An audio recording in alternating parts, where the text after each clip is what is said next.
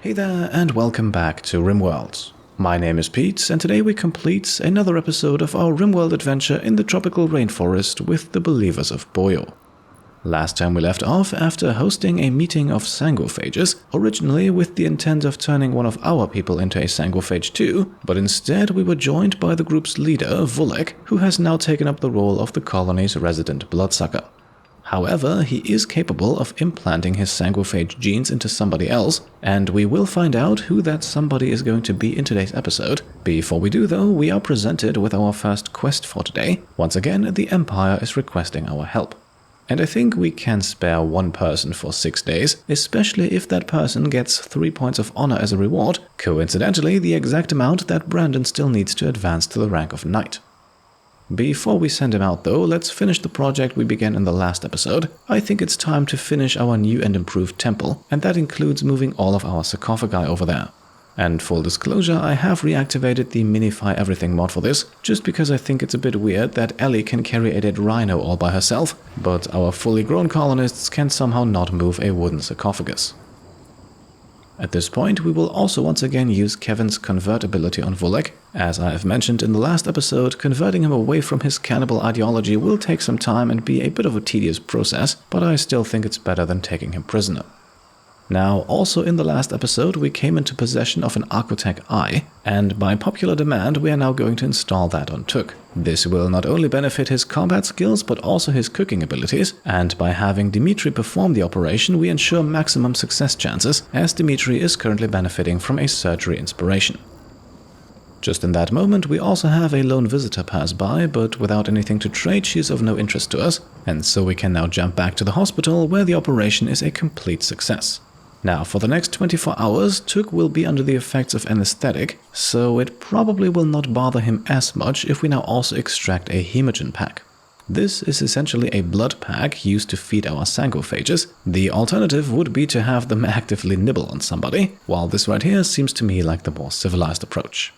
It can thankfully be performed without the use of any medicine whatsoever. The only effect is a moderate blood loss of 45%, and of course the minus 20% consciousness penalty that comes along with it. However, at least for the next few hours, Tuk will not really feel any of that, and he will recover all by himself soon enough.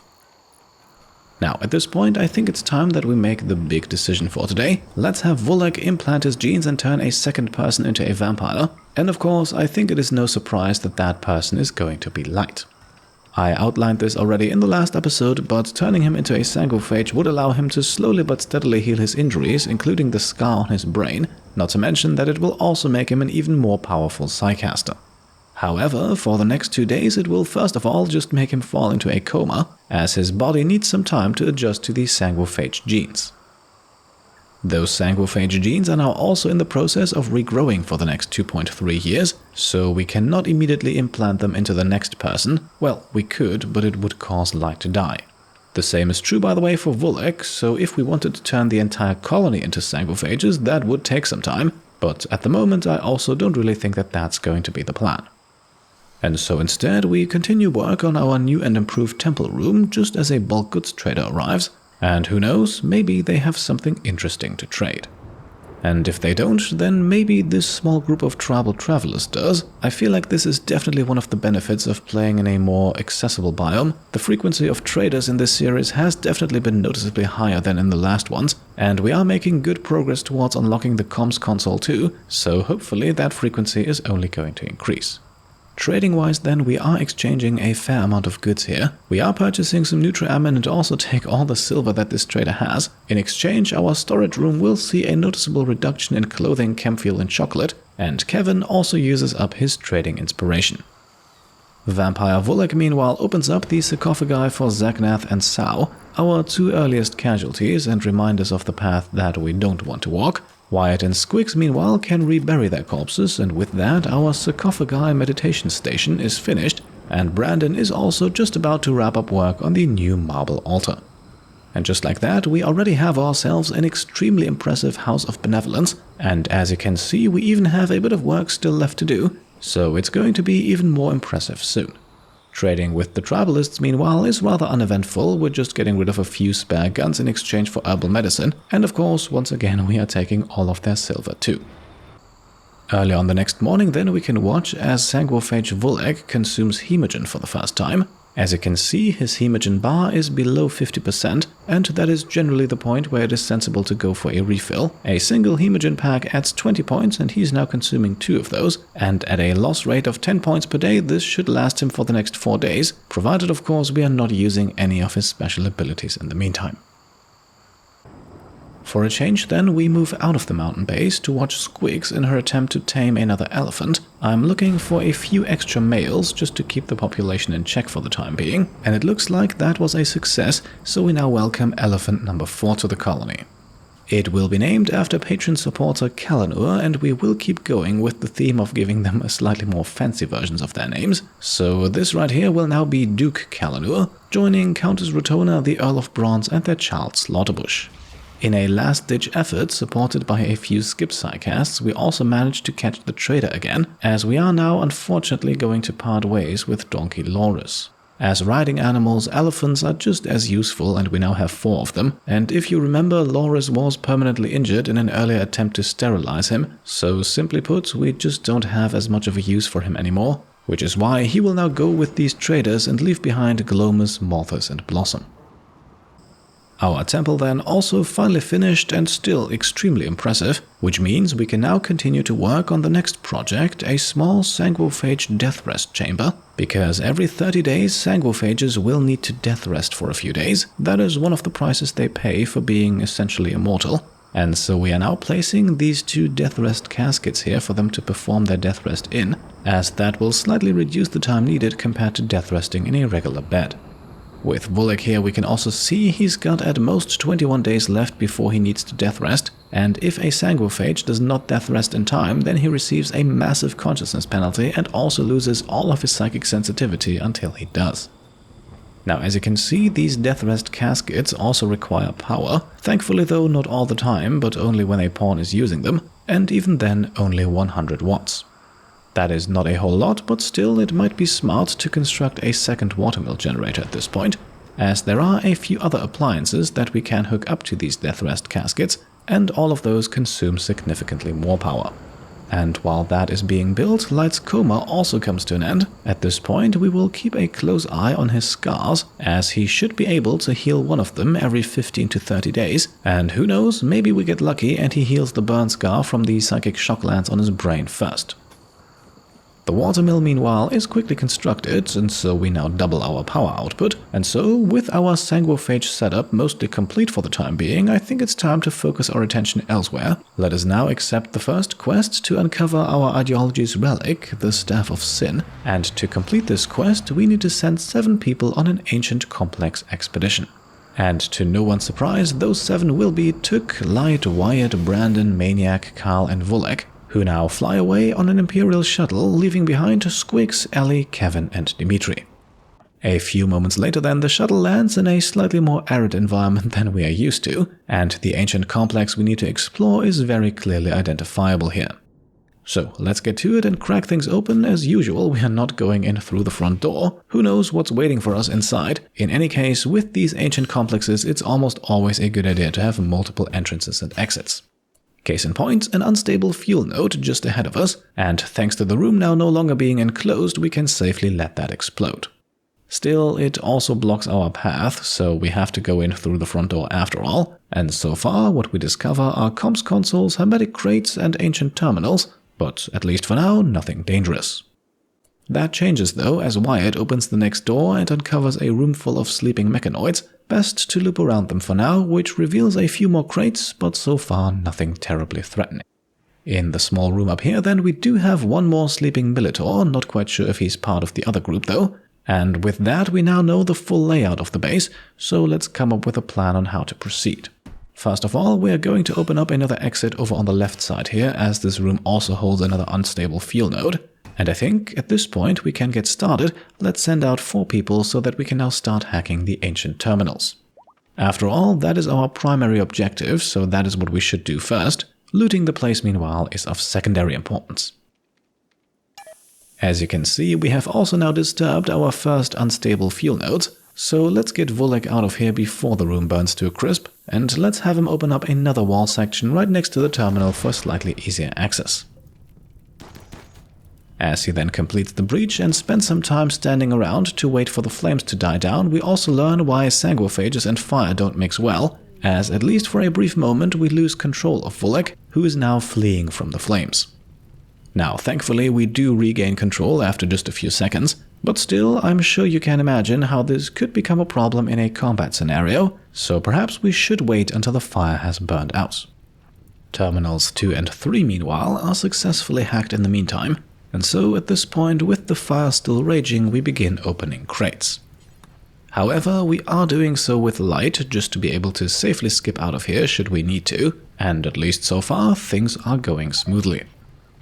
Hacking an ancient supply satellite then also rewards us with 193 units of baby food, while entering the next room to open a security crate triggers another unstable fuel node. Still, we have enough time to open the crate and to then skip light out of there, while opening the next crate not only gives us a few advanced components, but also triggers the lone Militor in the room next door. Thankfully though, the medium psychic slug Psycast hits quite hard against an enemy of this caliber, and so after just 2 hits the Militor goes down and light does not get hurt. Now, so far so good, that leaves us with 2 more unopened security crates and with 1 more terminal to hack, and as you can see, the fire preventing us from hacking it has also almost died down. So perhaps it would have been the sensible move to hack that terminal first. Instead though, we open another crate and as a result trigger an infestation, and as you can see on the right side of the screen, we do have another one arriving in about 4 hours. That one I believe was triggered by opening that first security crate. Now thankfully, most of the insects do not come for us straight away, and so with our pawns guarding the choke point here, we have an easy time taking out those that do. This then continues for a while. Wyatt is taking a few scratches here and there, but nothing serious so far. Eventually though, a few mega spiders get close, forcing us to use a berserk pulse and a stun psycast, and still Volek takes a hit, so let's use his piercing spine ability now. This deals good damage but can only be used over very close range. It also costs 20 hemogen, so we can't use it all the time. As you can see though, for the moment the threat has been subdued and the insects have other things to worry about anyway, as they have now become engaged in a fierce battle with those mechanoids, giving us a brief moment to rest and recover. And with the mechanoids slowly but steadily gaining the upper hand, the arrival of the second infestation here might actually be good timing, so at this point we are retreating. Although, as you can see, the mechanoids are a bit more willing to pursue than the insects, still for now we have things well under control. A lone scyther is then quickly eliminated too, while the main fight continues inside of the ruins, so let's give our pawns another break around the shuttle here, which also allows Wyatt to briefly tend to his injuries. After a few moments then we have more bugs coming in, but nothing to be too worried about. The big relief at this point is that all the mechanoids have been defeated, including a sturdy centipede which probably would have given us a bit of trouble. And so we are now moving back in to take on the last of the insects, which are inconveniently swarming around that last terminal. Thankfully, their numbers are quickly reduced down to the last stragglers, and eventually we are down to the last one, and even though Brandon suffers a day's mental break just before we can kill it, he thankfully does not get himself into harm's way, and so a few seconds later the area is finally free of enemies. And so, while Volek is now hacking the last terminal, the rest of our squad is getting some downtime. Well, all of them except for Light, who is already moving towards that last security crate. However, this time we're playing it safe, so before we open it we wait for the hack to be completed, and well, our safe approach is rewarded with another enemy attack, this time a pirate raid. Just 13 of them, but somewhat heavily armed, and at least mood-wise our colonists are not really in a fighting shape anymore, so I think we have reached the point where we should probably get out of here. By capturing Brandon, Light is already making sure that the day's mental break is not causing a casualty, while Maniac now takes over chest opening duties, and the rest of our people are already running back towards the shuttle. The final crate then rewarding us with a crafting skill trainer, very useful, and at this point it looks like we are almost making it, that is until Maniac goes into a murderous rage. Yes, because of the hideous environment, he has now decided that he's going to kill Kyle, and all of that on top of the first pirates already arriving, so while Wyatt, Kyle and Took take on an enemy with a triple rocket launcher, we are desperately trying to get Light close enough to Maniac to arrest him. As you can see though, Maniac does make it over to his victim and does land a blow too, but shortly after he is skipped back to Light and subdued.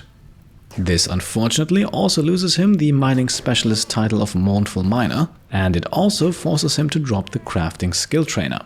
All of that while our enemies are getting closer, so we are hightailing it towards the shuttle at this point, while Maniac is safely brought into and then quickly released from our makeshift prison.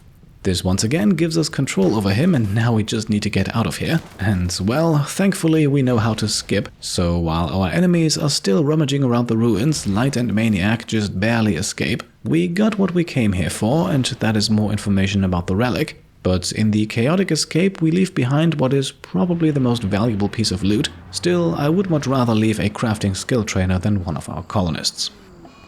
And so our heroes arrive back home not a minute too late, as Wyatt now also suffers a tantrum mental break. Once again though, we manage to subdue him before he destroys one of our mortars. Shortly after, he is released again from his prison, and so after a hectic adventure, a bit of peace and quiet returns to the colony. Our 2 death rest caskets are now also both hooked up, and so let's talk a bit about what we can attach to them. As you can see, there are various appliances that we can construct to give our death resting colonists certain benefits. To get us started though, I think the most important one will be a death rest accelerator, which increases death resting speed by 20%. Compared to a regular bed, death resting in a casket with this attached reduces the death resting time from 4 down to 3 days, and it is possible to go down even further, down to 2.5 days with a second accelerator. For now though, let's just go with the one here, for which we will once again have to mine out some additional steel. And then in the evening, let us send out Brandon to help out the Empire once again. Now that our adventure is over, we can spare him for 6 days, after which he will then return home as a knight. Around midnight, the Imperial shuttle arrives and takes him away, and we can now watch as Kevin once again tries to convert Sanguophage Vulek, and slowly but steadily we are getting closer, but we will most likely still need a few more attempts. Just a few moments later, Dimitri receives yet another surgery inspiration, but for the moment he will have to content himself with replacing steel doors with granite, just because I think it's a neat idea to eventually have everything in this base made from stone, at least those things that can be.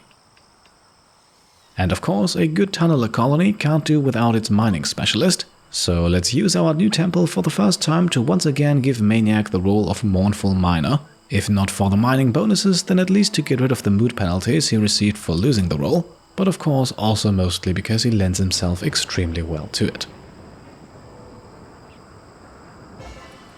And there we are, Maniac is re-established as the colony's mining specialist, no more mood penalty for him, and with that we can now advance through the rest of the day, which is honestly rather uneventful, but after what we had to endure during our small expedition, I think that is just fine. On the next morning then, it is time to bring in the next harvest of Nutrifungus, and as you can see, we are also once again expanding our fungus cave here. With elephants and rhinoceroses being constant guests on this tile, meat is never going to be in short supply, I think. So our food production, especially that of kibble and fine meals, will ever only be limited by our supply of Nutrifungus. So it makes sense to grow as much of it as possible, especially now that we also have Kyle in our ranks, who definitely fits the profile of a dedicated mushroom farmer. And so the day once again concludes in uneventful fashion. In the evening we have Boomelope Krilly wandering around in confusion after receiving an anesthetic as part of a sterilization procedure, but that is about the most exciting thing that happens until we rejoin our colony on the following morning. Wyatt and Maniac are spending that morning in the nearby cave system to carve out a bit more steel, and after a few hours of work they have made some good progress. We are also using some of our pawns to extract a bit more hemogen from them. I don't think we want to immediately go down the path of just imprisoning people to use them as hemogen farms, so instead everyone in our colony will have to regularly chip in, and they also don't receive a negative mood penalty for it, which makes me think that they are at least somewhat fine with it, at least much more so than being fed on directly, which would cause a -5 mood penalty. At night then, it is also once again time to convert Vulek, and once again we are making progress, slowly but steadily. On the next morning then, we watch Maniac get himself into trouble. Apparently, he thought it a good idea to use his sniper rifle as a close-range weapon to hunt rhinos, so let's hope that the stun Psycast can buy him enough time to get out of dodge. As a level 1 Psycaster, however, he won't be able to use it that often, which is why we have Wyatt to help him out. 2 quick uses of the Skip Psycast and Maniac is safe, and a short moment later we can unload on the rhinos, who obviously do not stand a chance against this much firepower. It doesn't take long, however, until Maniac gets himself into trouble yet again, and once again it is a group of rhinos that are out for revenge. This time, however, he's got a bit more of a head start, enough at least so that he can escape without having to use Psycasts of his own. And once again, against the combined power of guns, Psycasts and 2 very capable melee fighters, even 4 rhinos do not stand a chance. And so at least our fridge is thanking Maniac for his riskiness, as Tuk can immediately get to chopping, and combined with the last batches of a sizable fungus harvest, our food supply for the next few days should be secured. Now at this point we are also coming up onto the end of the episode, and I would like to ask you guys a question. What do you think we should do with Dimitri? He has been our slave/repenter since episode 9, and so far he has been a useful and productive member to the colony as well as a staunch believer of Boyo, so I think it's time that we make a decision regarding his future. Obviously, the most logical choice would be to make him a fully fledged member of the colony, but keep in mind he once was our enemy, so we could perhaps also just release him again, considering his punishment now served. Let me know what you think in the comments down below, and while Dimitri is cleaning up some hemogen packs, we have the next question appear immediately, as we have just finished researching microelectronics. And so the second question here would be what to research next. I am personally very tempted by transport pods, especially with Brandon about to become a knight. This would give us easy access to the Empire settlements, and we do have fast skip on Light for the way back, but unlocking things like hospital beds or medicine production would of course also be very fitting for our ideology, and as you can see there are plenty of other projects to choose from too. So once again, let me know in the comments down below what you think we should do here. In the next episode we might then also follow up on this quest we have just received, which would then give us additional information about the Staff of Sin. But all of that in due time. For today, let's make the cut, and let's wrap things up with some more fan art, this week featuring a grand total of 3 pieces by Isaac Young. And we start things off in gruesome detail with a rendition of that Fenrir attack from the last episode, specifically that moment where one of the animals decided to rip off the head of one of our Imperial allies. We then continue with Isaac's take on Volek the Sanguophage, who he describes as an alright guy, optimistic, strong of will, and isn't trying to turn anyone into a blood pack. Well, at least not for now. And finally we have a rendition of a moment that I think flew a bit under the radar last episode. I am talking of course about Tuk and Squiggs getting back together. For this one, Isaac also once again wrote some backstory, which you can find down below in the comments, and of course if you want to send in some fan art of your own, then I happily invite you to do so. Simply send me an email to pete@petecomplete.com. And with that we are done for today, so as always I hope you enjoyed the episode, and if you did then I would be very happy if you could leave a thumbs up.